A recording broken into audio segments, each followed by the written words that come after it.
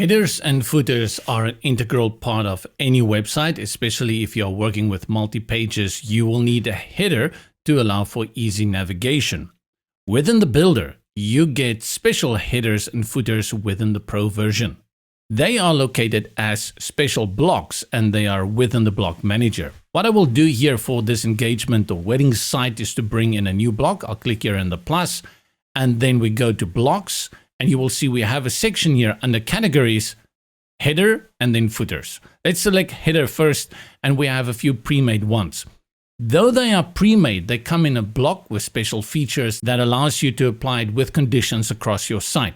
Let's go for a simple one. I'll choose this one here at the top, and by selecting it, it drops in here. And then what I'll do, I'll go to the reorder sidebar and drag it to the top. That's where the header should be. Let's have a quick look at what do we have here.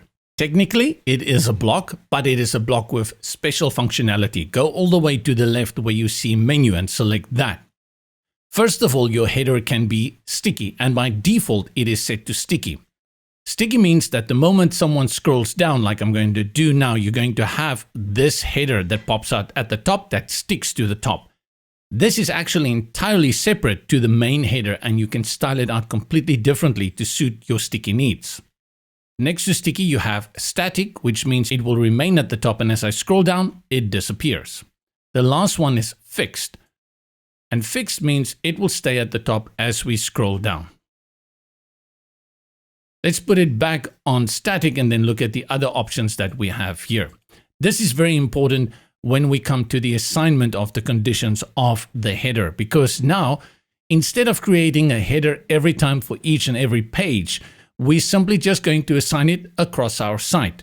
And for that, we're going to select Make it Global. Once we have done that, we can select on which pages we want it to display. And I'm going to go ahead and select All, because I want this header to apply across my site. And that's it. Save it, and then close out. And now this header will appear on each and every new page you create, as well as pages you've already created. All the styling features that you need for a header appears here. You can upload an image to the background. You can change the color. You can add a border and even a little bit of a drop shadow there if you want to create separation between the header and your first hero section.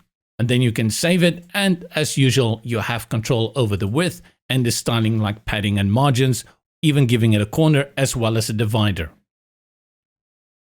Remember, I mentioned earlier that if you do set it on sticky, that you have the option when you scroll down and the sticky header pops up to style this one completely differently.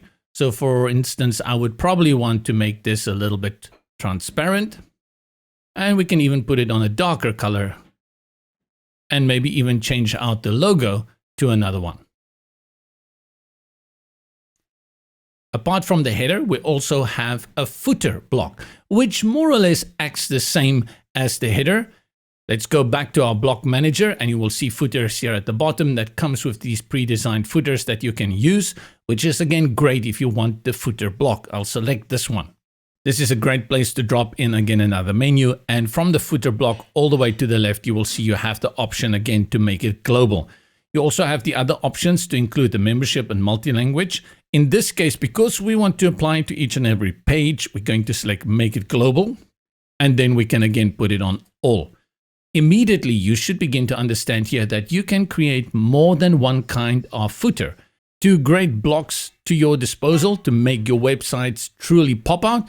That is the header block as well as the footer block.